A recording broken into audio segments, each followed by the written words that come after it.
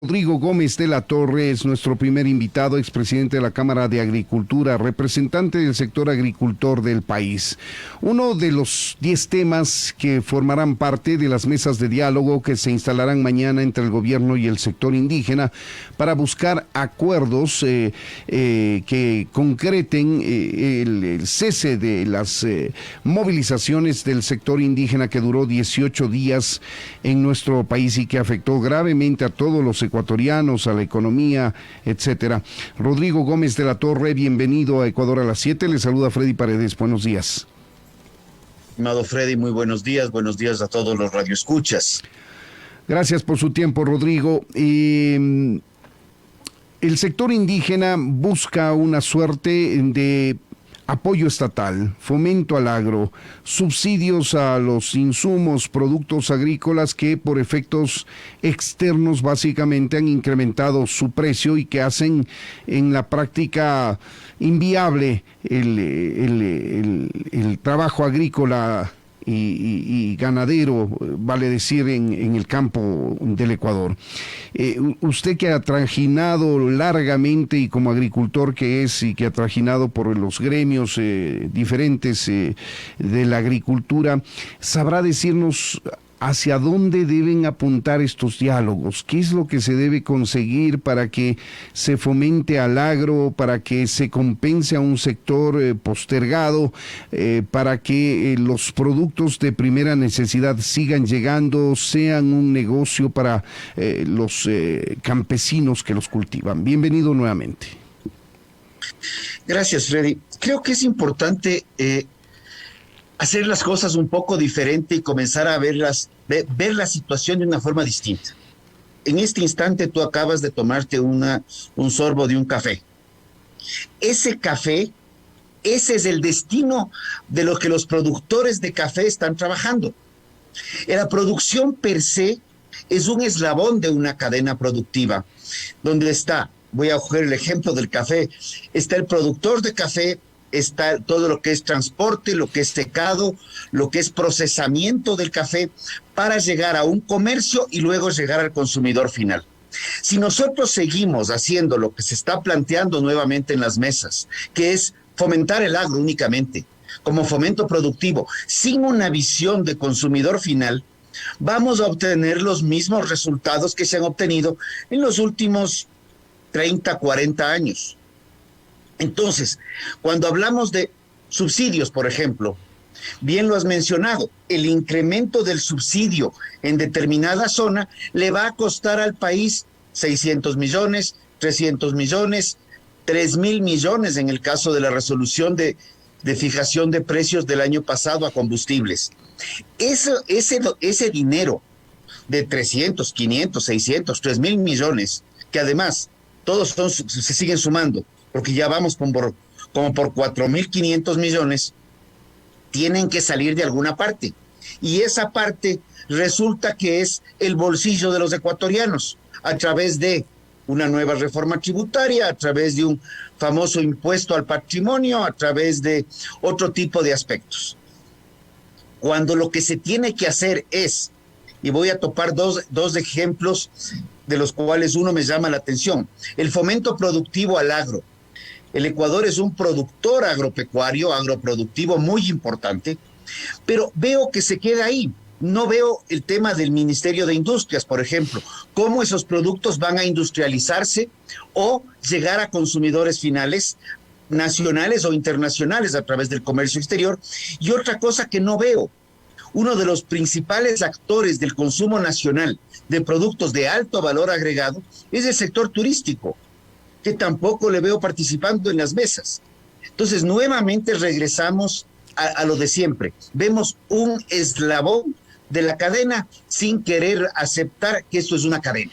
A ver si entiendo, Rodrigo, lo que usted plantea es una visión global de todo el encadenamiento productivo y no solamente una suerte de asistencialismo al sector productivo, primario, pequeño agricultor.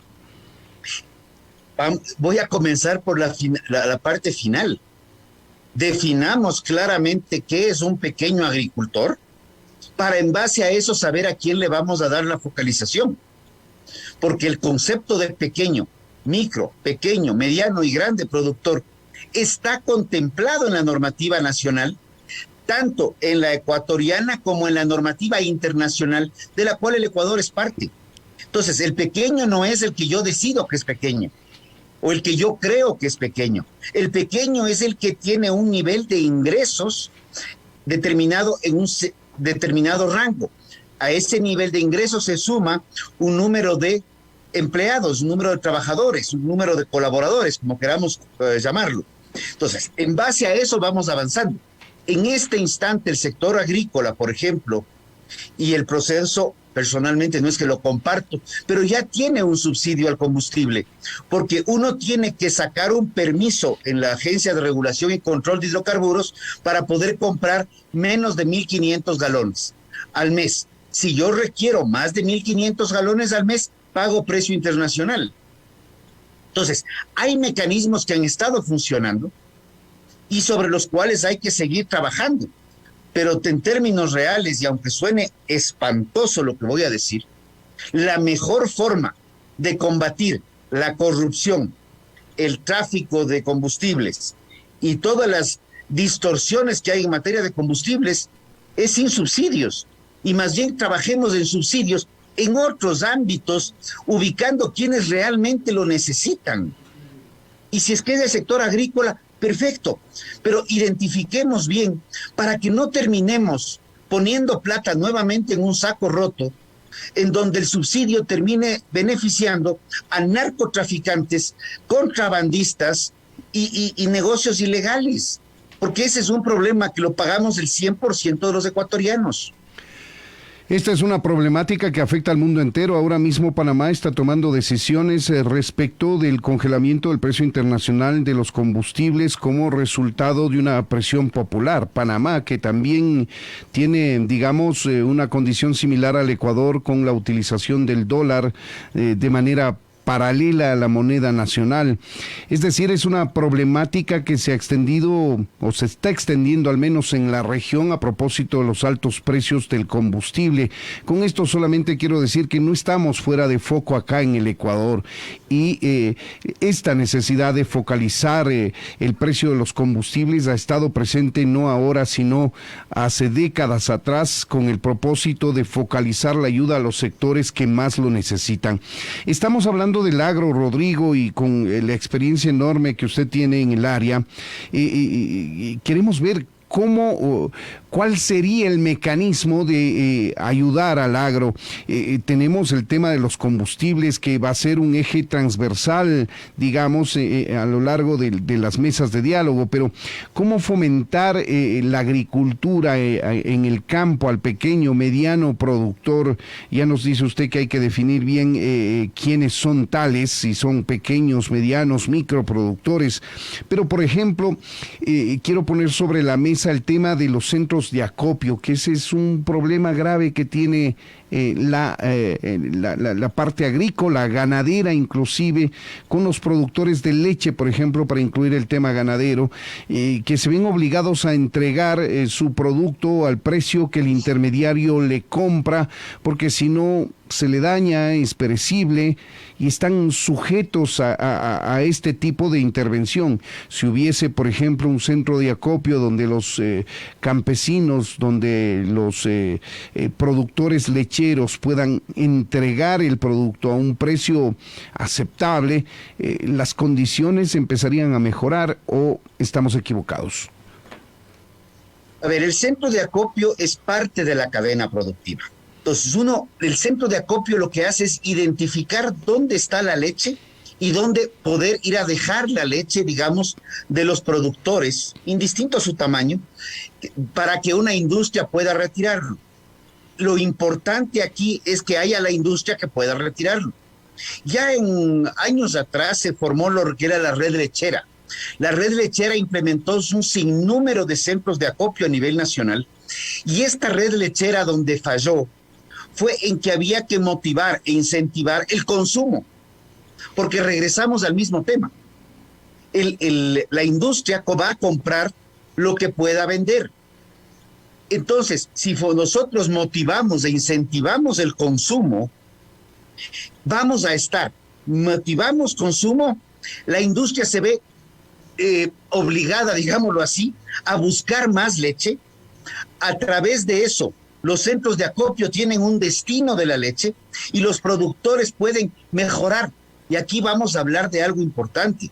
No solamente es mejorar producción, es mejorar productividad para bajar costos de producción.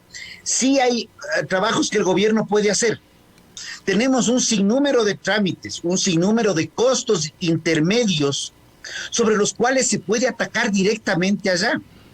Está bien que los centros de acopio sean un acuerdo público-privado, pero ¿por qué no motivar a través del crédito y decir, ok, yo le doy un crédito al Rodrigo para que ponga su tanque frío?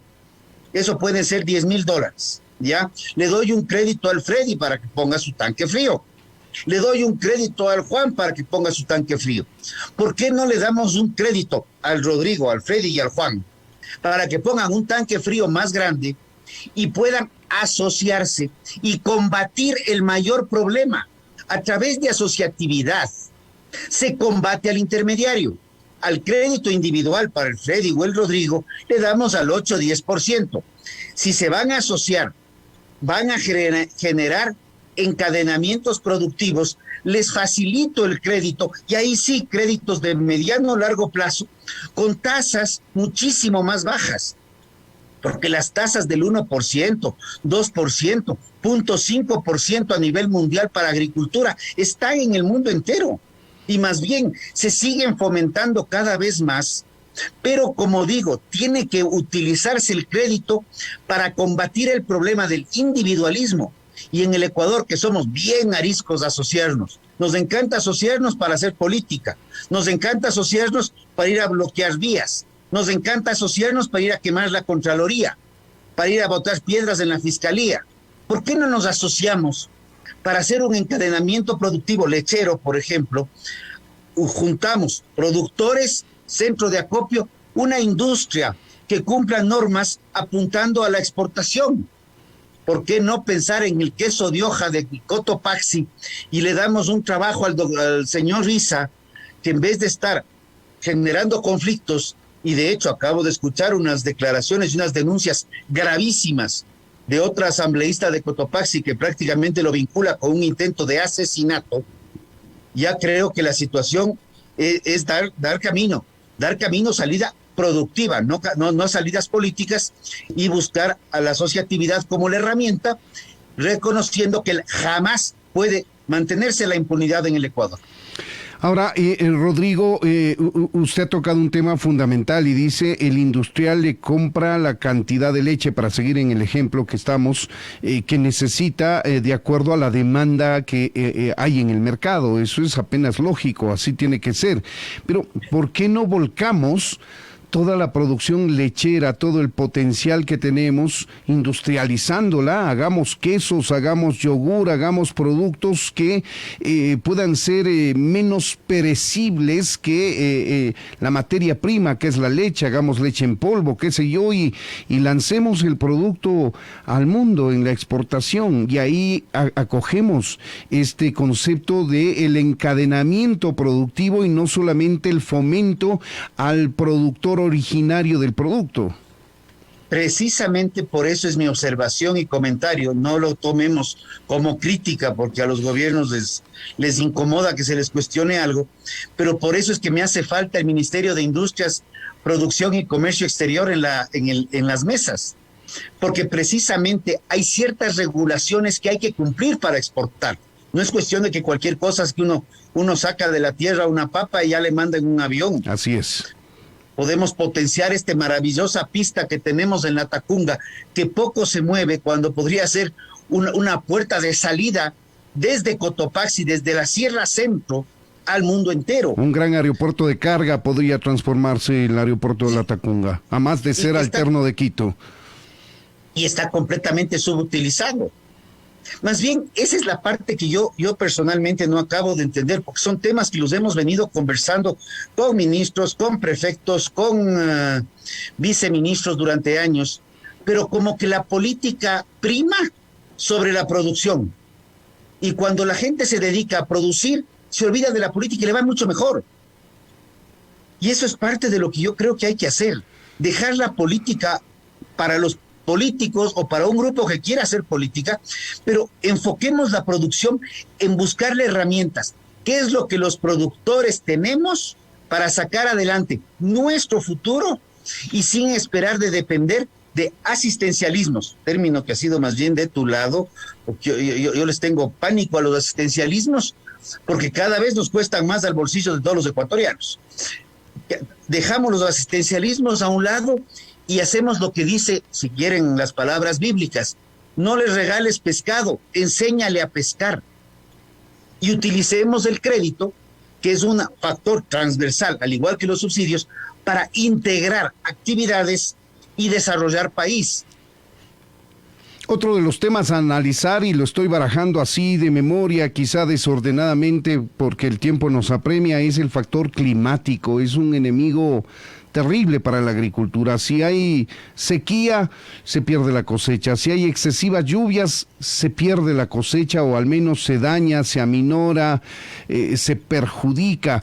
De esto se viene hablando durante décadas también, de la necesidad, por ejemplo, de crear un seguro agrícola que no le destruya al campesino, al pequeño campesino, un periodo seco o lluvioso con la cosecha que fracasó. Regreso nuevamente a la asociatividad. Si enfocamos el crédito para integración de cadenas de valor, ya no estamos preocupados de una cosecha, ya no estamos preocupados de una siembra. Ya comenzamos a ver procesos productivos repetitivos de siembra, cosecha e integradores de cadenas de valor. Reducimos el riesgo y lidiamos con y tú lo has mencionado, a esos créditos por obligación tiene que venir el seguro agrícola y ganadero. Y el tema clima es un factor que lamentablemente tenemos que seguir trabajando. Es un socio caprichoso, pero es el socio sobre el cual el sector burocrático de los gobiernos tiene que entender que una cosa es trabajar detrás de un escritorio dentro de un ministerio y otra cosa muy distinta es trabajar a campo abierto en la ruralidad. Entonces, si es que comenzamos a sacar a los ministros a que conozcan no solamente las fincas que llegas con pavimento, sino que vayan a conocer las fincas de las cuales llegas por un camino de tercer orden, o lo que se calificaba hace años ya no de tercer orden, sino hasta chaquiñanes, donde vamos integrando y responsabilizando también a los gobiernos provinciales. Y te voy a dar 2 ejemplos. El gobierno provincial de Cotopaxi tiene 5 periodos, que suman 21 años hasta el momento y falta uno para que terminen. 5 periodos que ha sido manejado por la comunidad indígena, con César Humajinga, Blanca Huamangate, porque se pelearon y se dividió la prefectura, y 2 periodos de Jorge Guamán. ¿Dónde está la vialidad rural? ¿Dónde está el desarrollo del riego comunitario, que es competencia de ellos? ¿Dónde está ese fomento productivo al sector rural? Cuando Tungurahua, en el mismo periodo, provincias vecinas, para que no me digan que el Carchi al Macará o cosas por el estilo. Totalmente de acuerdo. Provincias vecinas tienen riego, tienen vialidad, tienen siembra y cosecha de agua. Entonces, sí se puede hacer cuando se quiere, cuando se dedican a producir y no a politiquear. Y eso es lo que hay que revisar precisamente. Hay gobiernos autónomos descentralizados, conducidos, dirigidos por indígenas, y habrá que ver dónde han puesto el acento de sus administraciones, si fomentando el campo, ayudando a los agricultores, a los campesinos, o como usted dice, Rodrigo, haciendo política. Podríamos pasarnos conversando sobre el tema, que es apasionante, pero el tiempo nos impide. Nos comprometemos a seguir hablando paralelamente a estas mesas de diálogo, trayendo el debate a la opinión pública. Muchas gracias por habernos atendido. Rodrigo Gómez de la Torre. Muchas gracias a ti, Fred, y saludos a todos. Saludos también. Son las 7 de la mañana con 28 minutos. Esto es Ecuador a las 7, amigos, a través de Radio Única 94.5 FM. En la Única Radio 94.5. Ecuador a las 7, en el debate de las políticas públicas y los problemas nacionales. Ecuador a las 7. Inicio de espacio publicitario. El registro civil, pensando en la comodidad de todos los ecuatorianos y para mejorar constantemente nuestros servicios. Hemos extendido los horarios de atención para cédulas y pasaportes, de lunes a sábado, de 8 a 18 horas, hasta el 30 de julio. Este horario extendido está disponible previo agendamiento en la agencia virtual del Registro Civil. Presidencia del Ecuador. Fin de espacio publicitario.